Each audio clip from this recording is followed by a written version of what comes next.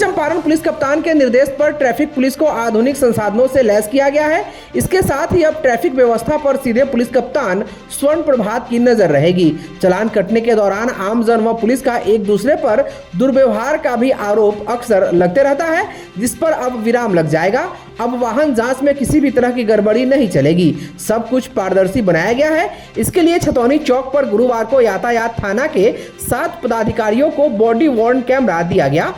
Camera वर्दी पर लगा रहेगा, जिससे सब कुछ विजिबल रहेगा। यातायात व होमगार्ड के सिपाहियों को रिफ्लेक्टिव जैकेट एवं ट्रैफिक लाइट बॉटम स्टिक दिया गया है, जिससे रात में भी भीड़ नियंत्रण में सुविधा होगी। इस बीच यह भी माना जा रहा है कि पुलिस कप्तान के इस पहल से शहर में यातायात व्यवस्था सुदृढ़ होगी और भीड़ भाड़ एवं जाम की समस्या से लोगों को निजात मिलेगा। इस मौके पर ट्रैफिक डीएसपी अभिषेक कुमार ने कई जरूरी दिशा निर्देश भी दिए। यातायात नियम के उल्लंघन से संबंधित जब कभी भी यातायात पुलिस के द्वारा चालान काटी जाती है, उस समय पुलिस कर्मियों एवं आमजनों के द्वारा एक दूसरे पर आरोप लगाया जाता है कि दुर्व्यवहार हुआ है। इसको नज़र में रखते हुए मोतिहारी पुलिस यातायात थाना में पदस्थापित 7 अफसरों को बॉडी वर्न कैमरा दिया गया है, जिससे चालान करने की जो भी प्रक्रिया है उसमें पारदर्शिता आएगी और इस तरह का जो भी शिकायत आता है उसको हम लोग अच्छे से निदान कर पाएंगे। इसके साथ ही ये जो बॉडी वर्न कैमरा है ये ऑडियो वीडियो रिकॉर्ड करेगी तथा फोटो भी खींच पाएगा इससे। इसके साथ जो भी यातायात में पुलिस और होमगार्ड्स प्रतिनियुक्त हैं उनको आज रिफ्लेक्टिव जैकेट्स भी दिया गया है और लाइट बटन स्टिक दिया गया है। इससे रात के अंधेरे में भी जो ये चमकने वाला जैकेट है और ये जो लाइट बटन स्टिक है इसमें लाइट लगी हुई है, इसके मदद से रात में भी यातायात को अच्छे ढंग से सुचारू रूप से इसका संचालन किया जा सके।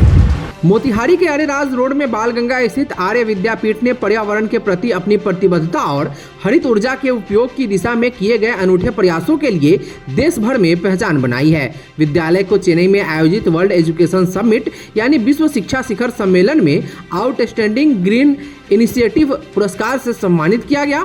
यह पुरस्कार विद्यालय के प्रबंध निदेशक रंजीत कुमार द्वारा प्राप्त किया गया। तमिलनाडु सरकार के सूचना प्रौद्योगिकी एवं डिजिटल सेवा मंत्री डॉक्टर पीटी राजन और इलेक्ट्रिक टेक्नोमीडिया के सीईओ डॉक्टर रवि गुप्ता द्वारा यह प्रदान किया गया। यह पुरस्कार न केवल आर्य विद्यापीठ के अस्थायी और पर्यावरण अनुकूल प्रयासों की सराहना करता है, बल्कि विद्यालय के प्रबंध निदेशक रंजीत कुमार की दूरदर्शिता और नेतृत्व का साक्षी भी है। गौरतलब है कि रंजीत कुमार के नेतृत्व में आर्य विद्यापीठ ने 2019 से लेकर आज तक हरित ऊर्जा और पर्यावरण संरक्षण की दिशा में कई महत्वपूर्ण कदम उठाए हैं। इन प्रयासों का उद्देश्य विद्यालय को पूरी तरह से सौर ऊर्जा पर निर्भर बनाना और कार्बन फुटप्रिंट को यथासंभव कम करना है। आपको बता दें कि 2019 में विद्यालय ने पहला बड़ा कदम उठाते हुए अपने पारंपरिक फॉसिल फ्यूल आधारित डीजल जनरेटर को बंद कर दिया और इसके स्थान पर 10 किलोवाट सोलर पावर सिस्टम स्थापित किया।